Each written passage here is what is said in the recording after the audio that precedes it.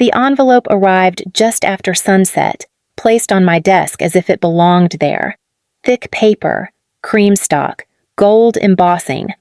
I recognized the stationery instantly.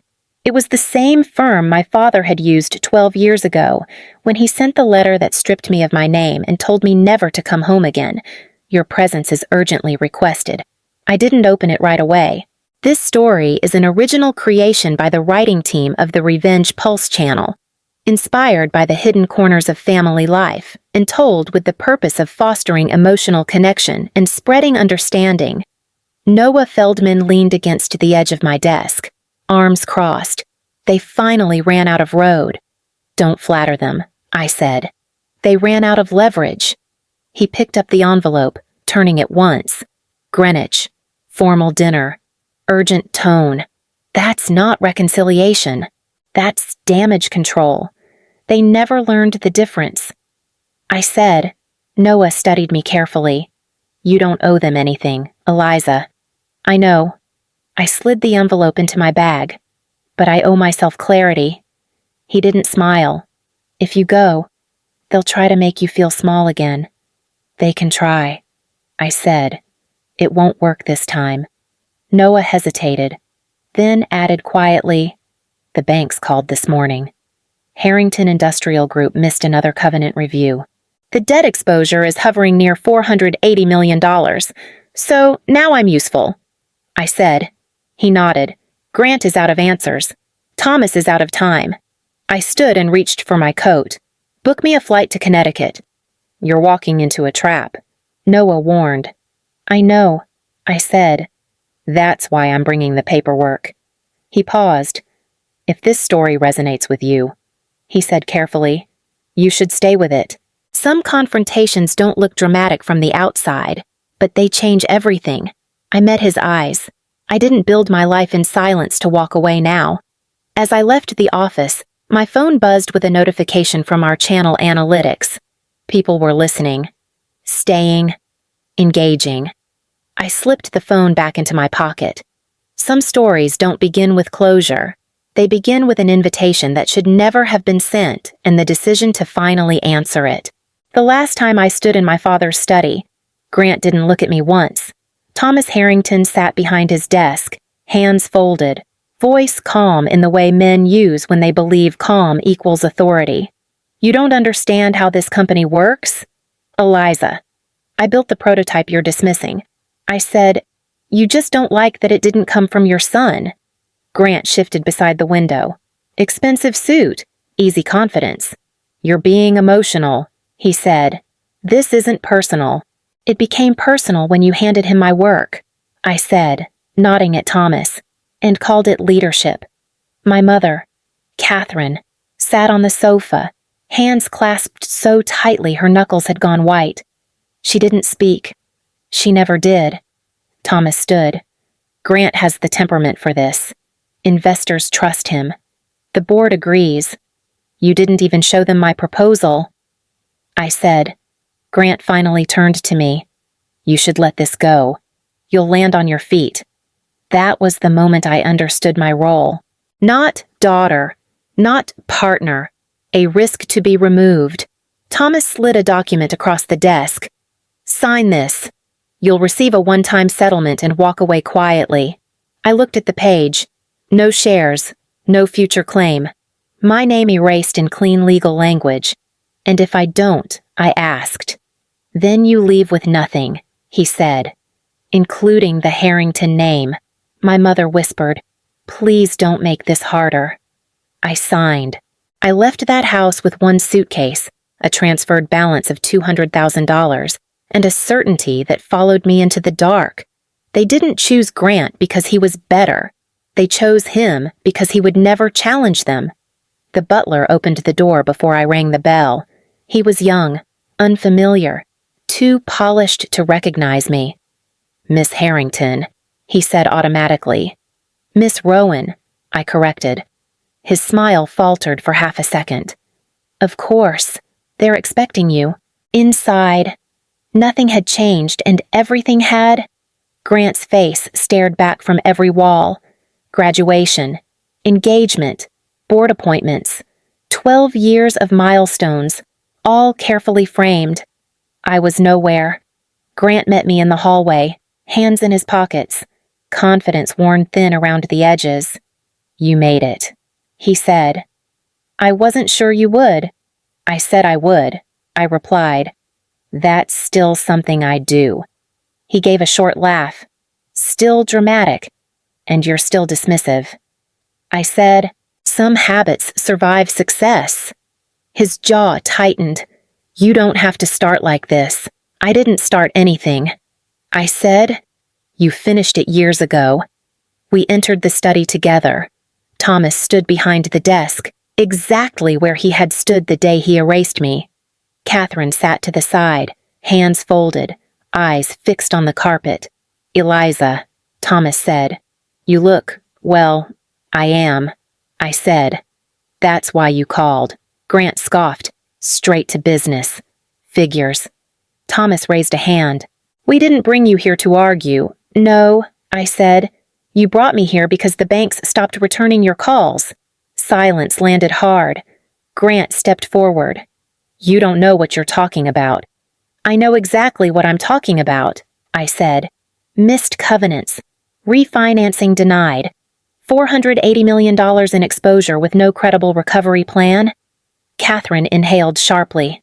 "Eliza, please." Thomas's voice lowered. "You've been watching us." "I've been watching the numbers." I said. "They tell the truth even when families don't." Grant's smile disappeared. "You think you're better than us now. I think you're scared." I said, "And for the first time, I'm not." We sat around the table like strangers pretending we shared a past. Thomas didn't waste time. "Harrington Industrial Group is facing pressure," he said. "Temporary pressure." Grant leaned back in his chair. "Markets are overreacting. It happens." "No," I said. "Mismanagement happens." Grant turned to me, eyes sharp. "You built a compliance company. You sell fear to corporations that don't understand regulation. That doesn't make you an operator." "I built a company that keeps factories open and executives out of court." I said, "That's called survival." Thomas cut in. "Enough. Eliza, we know you've done well. You know I've done well because you finally bothered to look." I said, "When the numbers scared you." Catherine reached for her glass, then stopped. "We're family," she said softly. "This doesn't have to be hostile. It stopped being a family discussion when you signed me away." I said, "This is a transaction." "You taught me that." Grant laughed, sharp and short. "You're still angry. I'm precise." I said, "There's a difference." Thomas folded his hands. "We want you to come back, publicly. As co-chief executive, your presence would calm the lenders. With no voting authority," I said. "No control. You'd have influence." He replied, "I had influence once." I said, "You called it a problem." Grant smirked. "You should be grateful we're offering you a seat at all." I met his gaze. "You're offering me cover." "Not power." Thomas's voice hardened. "Don't mistake generosity for weakness. Don't mistake desperation for generosity." I said. Grant pushed his chair back. "You think you're smarter than all of us." "I think you were handed a company you didn't understand." I said. "And now you want me to stand beside you while it collapses," Catherine whispered. "Please." I stood. "You didn't invite me to dinner. You invited me to absorb your failure." Thomas's eyes narrowed. "Careful." "I am," I said. "That's why I haven't said yes." Grant stared at me, anger cracking through the confidence. "You always needed to win. I needed to be heard." I said, "You needed to be chosen." Silence followed, thick and heavy.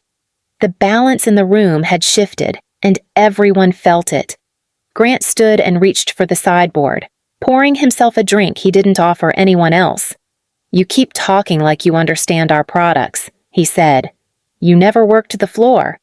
"I built the framework you're still misusing," I said. He laughed. You left before any of this mattered. I reached into my bag and placed a thin folder on the table. You're wrong. Thomas stiffened. What is that? An internal design memo, I said, dated 12 years ago, authored by me, forwarded to you, Dad, the night before you disowned me. Catherine's head lifted sharply. I've never seen that. Grant frowned. This doesn't prove anything. It proves everything. I said, this architecture, the data flow, the predictive safeguards, it's the spine of your flagship product. Grant's jaw tightened. You're saying I stole from you? I'm saying you took something you didn't understand and built a business around pretending you did.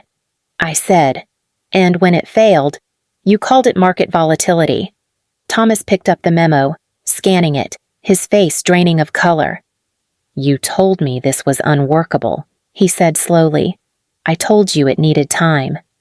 I replied, you said patience was a liability. Grant slammed his glass down. You walked away. You don't get to claim credit now. I didn't walk away. I said, I was pushed. And you kept what you thought I wouldn't survive without. Catherine's voice shook. Grant, is this true? He didn't answer her. He looked at me instead. You always needed recognition. I needed integrity, I said. You needed applause. Thomas's voice dropped. This product collapse cost us nearly $300 million because you scaled something you didn't understand, I said. And when regulators asked questions, you had no answers. Grant snapped. You think your company is different.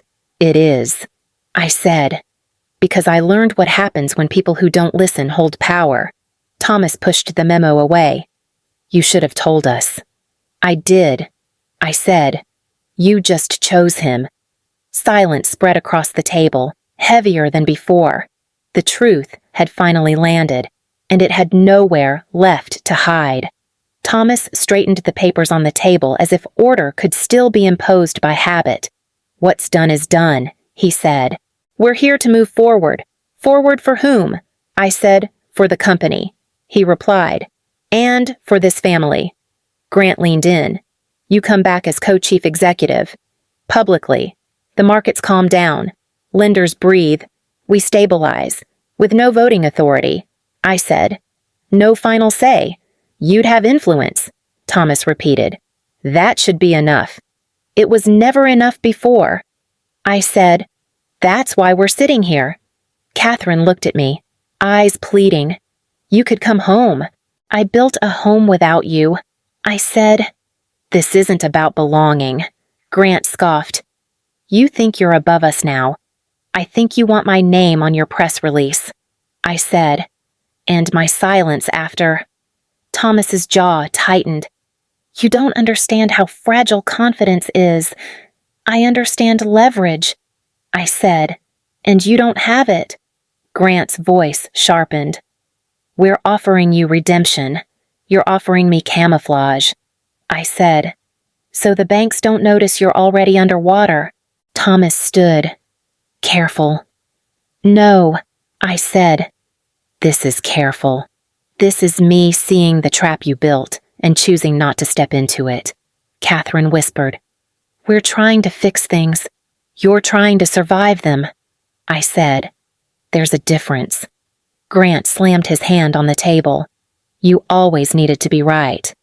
I needed accountability. I said.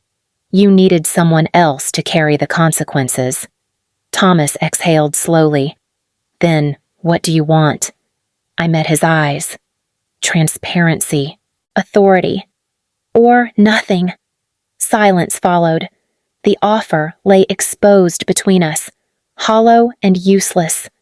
For the first time that night, they understood I wasn't there to negotiate my way back into their world. I was there to decide whether it deserved to continue at all. Thomas broke the silence by standing, slow and deliberate. If you won't cooperate, he said, we'll defend ourselves. Grant looked relieved. We have options. You have habits. I said, not options. Thomas reached into a drawer and pulled out a thin binder. The family trust includes a control clause. In the event of external pressure, executive authority consolidates under the founder. You mean under you? I said, yes. He replied, we will activate it. Any hostile move will be tied up in court for years. Grant smiled for the first time that night. You don't have the patience for that.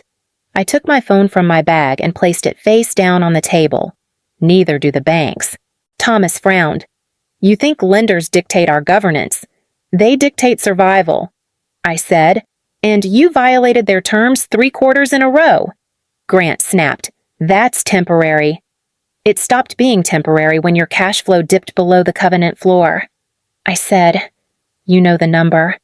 You just hoped no one else noticed. Thomas's voice hardened. You're bluffing. The phone vibrated once. I didn't pick it up. Noah's voice came through the speaker anyway, calm and precise. Eliza, the lenders confirmed. The restructuring trigger has been activated. Grant's smile vanished. You put him on the call. I put the truth on the table. I said, Noah continued. Additionally, the trust clause Mr. Harrington mentioned was amended 10 years ago. The revised version limits consolidation if debt ratios exceed agreed thresholds. Thomas went still. That amendment requires unanimous consent. It did, Noah said, at the time. I looked at my father. You gave me minority signing authority when I was 23. You called it symbolic. Catherine's breath caught. You changed it. I protected myself. I said, you taught me to. Grant shook his head. This is insane. This is governance. I said, and the banks have already chosen. Thomas lowered himself back into his chair, the binder slipping from his hand. You planned this. I prepared for it. I said, there's a difference. The room felt smaller, quieter. Their last defense had collapsed under its own weight, and for the first time, they understood the fight had ended before it ever reached court. I opened my bag and placed the documents on the table, one stack at a time, slow enough for the weight of them to register. Thomas stared at the top page. What is this? Ownership, I said, the kind that doesn't ask permission. Grant lunged forward, grabbing the papers. This is a joke. Read it, I said, carefully. His eyes moved fast, then faster, panic creeping in where confidence used to live. These are shell entities, 3 of them, I said, all legally distinct, all voting shares. Thomas's voice dropped. How much? 52.3%, I said. Controlling interest. Catherine pressed a hand to her mouth. That's not possible. It is, I said, because while you were protecting appearances, I was studying structures. Grant looked up, face flushed. You bought our company. I bought the future you were mismanaging. I said, the past belongs to you. The debt, too. Thomas pushed back from the table. We'll challenge this. You can't, I said. The covenant breach triggered automatic conversion. The lenders approved it this afternoon. Grant's voice cracked. You planned this from the beginning. No, I said. You planned this when you gave him my work and called it loyalty. Thomas's hands shook as he flipped through the pages. You waited. I learned. I said. Waiting is what people do when they're underestimated. Grant stood abruptly. You did this to humiliate us. I did this to stop the bleeding. I said. You were cutting deeper every quarter, Catherine whispered. You could have warned us. I did, I said. 12 years ago. Thomas looked at me then, really looked at me, as if the daughter he erased had finally come into focus. So this is revenge. This is governance, I said. Revenge would have been easier. Grant slammed the papers down. What happens to us? I met his gaze. That depends on what you're willing to earn. Silence followed, thick and unmoving. Thomas spoke quietly. You've taken everything. No, I said. I took responsibility. You gave everything else away. The room didn't erupt. No shouting, no collapse. Just the sound of power shifting, final and unmistakable, as the company they built around denial passed into hands that had been forced to survive without them. No one spoke at first. The documents lay between us like a verdict no one wanted to read aloud. Catherine was the one who broke. "I signed it," she said, her voice barely there. "The disinheritance. I told myself it was temporary, that it would keep the peace." I looked at her. It kept me out. Her eyes filled, but she didn't look away. "Your father said you'd come back stronger. He said you always did. I came back alone," I said, "and you let him believe that was acceptable." Thomas rubbed his temples. "We can't undo the past." "No," I said, "but we can stop pretending it didn't cost anything." Grant sat rigid, staring at the table. "What happens now?" I turned to him. "You start at the bottom." He laughed once, sharp and disbelieving. "You're serious?" "Yes," I said. "Junior operations analyst. No press. No title. You'll learn the systems you signed off on without reading." Thomas stiffened. "You're humiliating him. I'm educating him." I said. "You chose to skip that step." Grant swallowed. "And you?" "I keep the employees," I said. "Every qualified engineer stays. No mass cuts. No ego restructuring." Thomas exhaled slowly. "And me." "You step back," I said. "Non-executive board role. No operational authority," Catherine whispered. "And the family." I met her gaze. "There is no reset. There's only accountability." She nodded, tears finally falling. "I should have spoken."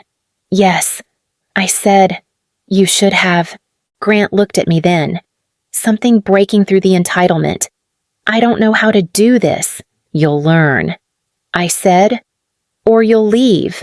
Thomas leaned back, older than he had ever looked. "You're nothing like me." "I know," I said. "That's why this works." Silence returned, different now, not denial, not defiance, just the weight of consequences settling into place.